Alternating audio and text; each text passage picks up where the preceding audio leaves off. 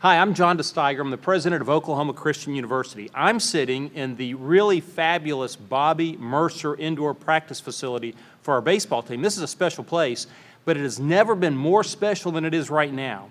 We have A.J. Hinch with us, and we're so thrilled to have you with us. A.J., thanks for being here. Thank you for having me. I'm going to talk a little bit more, let you talk a little bit more about some of the experiences you've had, but you're a local boy. You grew up just in Oklahoma City area. I did. I grew up in Midwest City. I went to high school here. I wasn't born here, but this is my memories of childhood since the first grade. I feel born and raised in Oklahoma. My family is still here. My mother lives here. My sister, her family live here. My nephew goes to school here. So it's been a nice homecoming to come home, see everybody. And it always feels like home. That's great. This facility was built by our former head coach, Chuck White. I understand he was your coach in high school. Yeah, he was one of my baseball coaches in high school. He was the assistant baseball coach at Midwest City High School, and he actually is the one that helped convert me from a shortstop to be a catcher. And he promised me I would only have to be a catcher for 1 year. That turned out to be a little bit longer. It was one long year for about the next 20, and taught me how to set up behind the plate, how to receive, how to block balls, how to throw. Became a real mentor for me throughout my life. And then, and I heard the stories of building of this facility and his impact at this university. So it's a small world. He's a great man. We could move these chairs out of the way and you could demonstrate those things right here. I could. I've heard you like to do some training, maybe on-field training we could work on. I have some work that needs to be done for sure. Hey, when you were 9 years of age, your sister tells a story that I think is pretty great.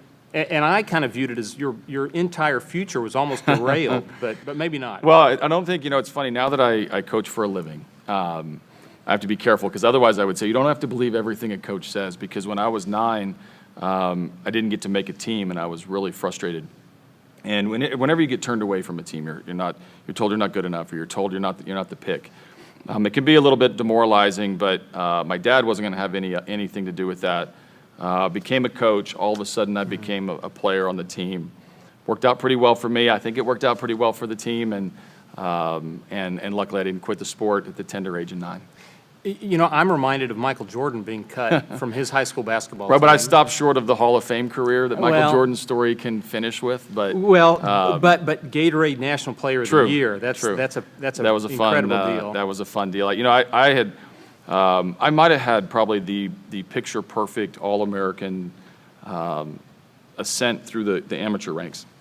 The experiences I've been able to have, I played for Team USA, played in the Olympics. I went to Stanford. As an amateur, got to do so much, was very lucky and fortunate to be right place, right time, right skill set. I feel like I've lived a dream. AJ, that's great. I love that. Hey, I want to go back a few years before some of those things happened. You turned 16. Every 16-year birthday for young men all across the country, they want an automobile. Did you have an option to get an automobile? Well, I wanted an automobile. Don't kid yourself. I wanted an automobile, but I was super serious about my baseball. Like there was in football as well, but I loved baseball, and now the true story, and I'll tell you the truth. The total truth of that story is I could have had a beat up old car that my sister had, or my dad sort of hinted that if you really want something cool, we'll build a batting cage in the backyard, and I went with the batting cage. So as the years have gone by, it was that real big decision, but it turned out I just didn't like the car, and I didn't want to drive my sister's old car, so I chose the batting cage, and friends started coming over. We'd have our little hitting sessions on the field. I don't think our neighbors loved it, but the kids did.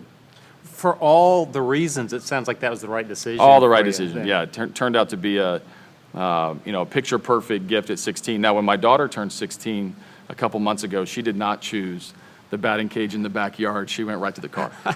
Well, probably a good decision on her part as well. Well, tell us about you talked about some of your career through high school and college. Then you're in the bigs. You're in the major leagues.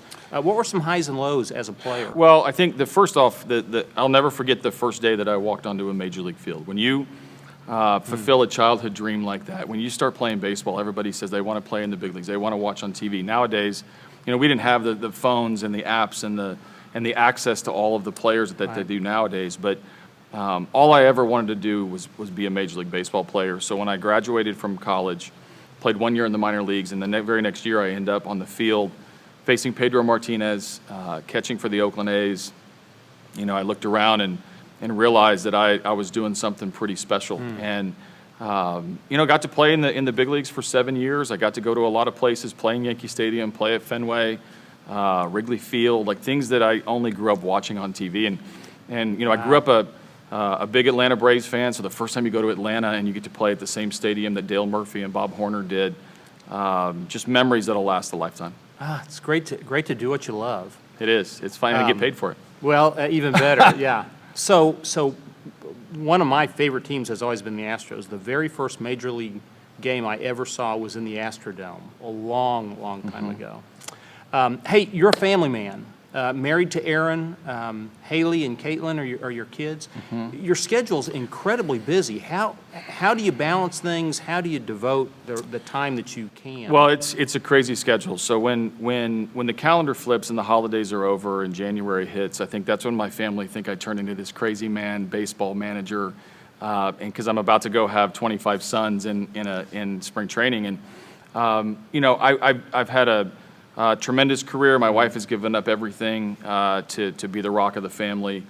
And as our kids have gotten older, really what we've done is we've made them a part of it. We were fortunate to win the World Series in 2017, and we took them to every single playoff game from the beginning of October through Halloween to November 1st. Now, that's not a great thing for school and for their schoolwork, but it was great life experience. And if you're going to make it work in baseball or any other sport, they have to be a part of it, and they have to be included with it. And it's amazing. You know, our summer vacations that a lot of families enjoy turn into November and December vacations. You know, we've turned into a big breakfast family because the dinners are, you know, I'm gone quite a bit during dinner time for the season. So we've had to adjust what the normal is for our kids, but they've been with me every step of the way.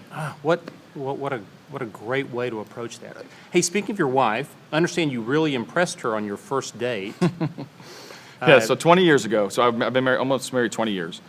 You know, it's funny. You can come across all kinds of people. Some people love the Astros like yourself. Some people don't even know anything about baseball. And my wife was on the other end of that, where I'm this big, bold, brash, you know, amateur star. I went to Stanford. I was All-American. I'm going to be a big leaguer for the first time. And I take her out on a first date. I'm going to impress her. So I take her to this really expensive pizza place in Scottsdale. I'm a real high roller at that point. And I tell her I'm going to be in the big leagues. I've got a chance to go to the big leagues. And she's like, what is that? And at that point, I think I knew she was a keeper, because it wasn't, she wasn't all impressed with baseball. She's still not that impressed with baseball. But she's learned to love it. That's awesome. That's awesome. Okay, 2017. Boy, for Houston and that area, it was a time of terrible tragedy, a terrible valley when Hurricane Harvey hit and devastated so much. And the same year, it was unbelievable heights of the World Series champions. Tell us about that. Yeah, that was a roller coaster year, because we came into 2017 with great expectations. We were a World Series caliber team. You know, going through our ups and downs, the wins, the losses, we were in first place. And then one trip, we were in Anaheim and on the West Coast, and you could see this big storm swell that was starting to come through the Gulf. And you get that a lot in Houston. There's a lot of rain. There's a lot of storms. And I think you get a little too comfortable thinking these storms are never going to be massive. As the storm got closer to Houston, they started saying things like it's historic, catastrophic, dangerous, all things that were starting to make us a little timid. So when the storm hit, we weren't allowed to go home for a full week. Our loved ones were back home. Our families were there. Some were stranded. Some were safe, depending on where you were in the city. But we traveled for a week until we were allowed to land at the airport. When we landed at the airport, we had finished a game in Tampa. We were playing the Texas Rangers, but playing in Tampa. So both teams were visitors. Wow. We were going to play at an open stadium to finish our series. When we get back to Houston, it's right at sunset. And when you fly over Houston and it's unrecognizable and there's water for 30 miles north of the city, the freeway's not open. The access roads are all filled. You have stories of people not being able to leave the 7th floor of their apartment. This devastation that happened put it all in perspective that we should just be happy that we're going back to our loved ones and that we're that we're all safe and sound. We had houses knocked down. We had families that are still having a hard time rebuild. The entire city underwater. The pictures are real when you see, you haven't seen flood damage until you've seen a street light that's 14, 15 feet in the air underwater. Like that kind of water, that kind of devastation really was difficult. And what the city rallied around was the Astros. It was what brought them joy every night. We were given a lot of stories over throughout the course of those couple months. And after the World Series, there was a picture that was sent to me, and it was a family of 4. And they'd set up 2 lawn chairs and a water cooler and a TV with the old school rabbit ears. And they were watching an Astros game, and they were telling me that it was a World Series game. They still had power. Their walls were down to the studs. They had no floors. But they found a way to watch our Astros game. And at that point, you start realizing, we're playing a game, but the impact that it had for the recovery of the city was super special. Wow, much bigger than a game. That's No question. remarkable. No question. Wow, what a great inspiration you and the team was for that. I think area they and were beyond. inspiring us as we were trying to inspire them. Wow. I think it was a very, very much a mutual love for trying to make Houston better. That's great. AJ, one last question. Any advice or insight or wisdom for college students or others? One of the things that I'm a big believer in is, and I tell our players this all the time. I as a coach, that you have this instinct to try to motivate, but really you shouldn't have to motivate. You should never have to talk about effort. You should never have to talk about aspirations. Like those things are, you're not going to survive in the world today if you're not self-motivated, if you're not inspired in your own right. Now you might need a pat on the back every now and then or a kick in the rear, but the single most powerful thing I think you can leave college with is a self-motivation to go be something great. You have to find out what the best version of yourself is and go attain it. And you'd be shocked. If you set it high enough, you might exceed it. Wow. AJ Hinch, go be something great. He has and he does. Thank you. AJ, thank you very much My for being pleasure. here. Thank you for having me.